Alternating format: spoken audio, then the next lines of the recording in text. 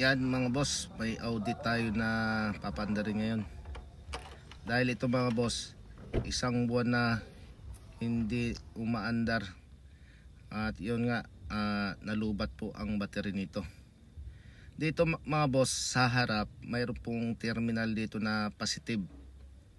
So may positive po rito.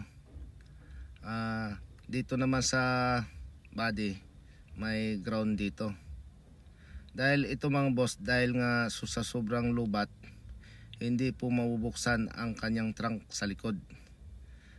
Dahil po ang pinaka battery po dito nasa likuran po sa sasakyan na to.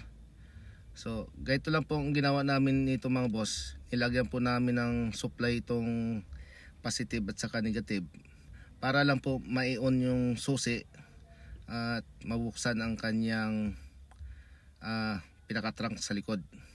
So yan nga mga boss, nabuksan na po natin ang pinaka trunk. Bali ang battery po nito mga boss nandito sa ilalim. Kaya kailangan po natin tanggalin itong sa ibabaw para makita po natin ang kanyang battery. Dahil ang battery nito mga boss nasa ilalim nito. So kailangan po natin alisin itong mga nakapatong po dito para makita po natin ang kanyang battery.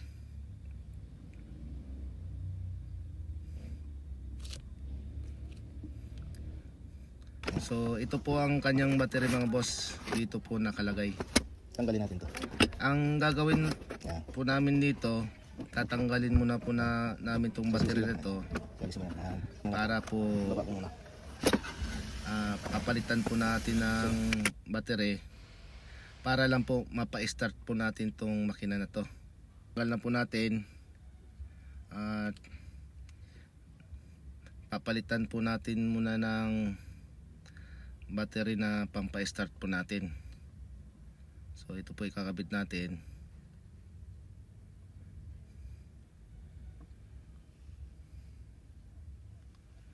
Dahil pag umi-start na ito mga boss, tatanggalin din natin tong battery na to, dahil yung battery nito na original hindi naman siya sira, nalubat lang dahil nga po matagal na na-stock.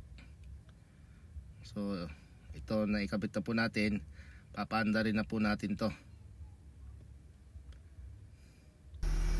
Yun nga mga boss, kumandar na po ang makina. Pagka andar nito mga boss, mamaya maya aalisin po natin ang kanyang battery. Aalisin po natin para po maibalik po natin ang kanyang original na battery. At papaandarin po natin ng matagal, mga 30 minutes, para ma-full charge po itong battery na original. So yun mga boss, okay na to. At yun nga, ihintay lang namin na 30 minutes bago patayin.